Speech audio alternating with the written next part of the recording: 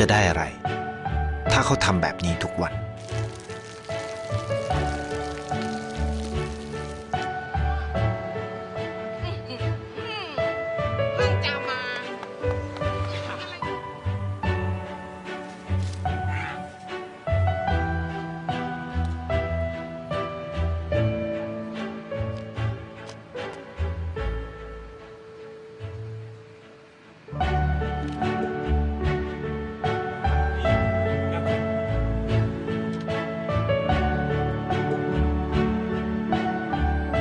เขาจะไม่ได้อะไรเลย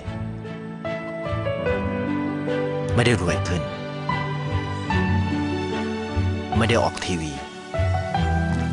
ไม่มีใครรู้จัก ไม่ได้มีชื่อเสียงที่มากขึ้น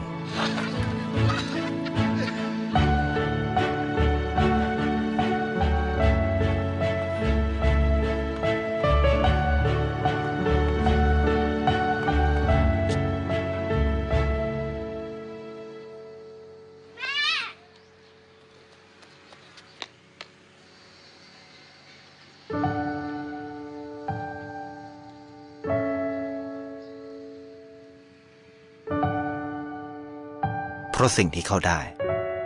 คือได้แค่ความรู้สึก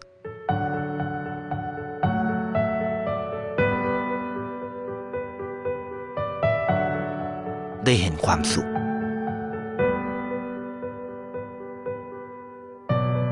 ได้เข้าใจ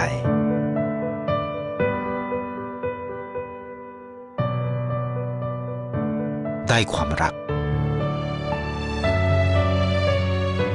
ได้ในสิ่งที่เงินซื้อไม่ได้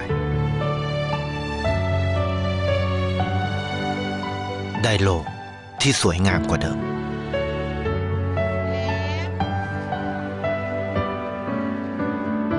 ในชีวิตคุณ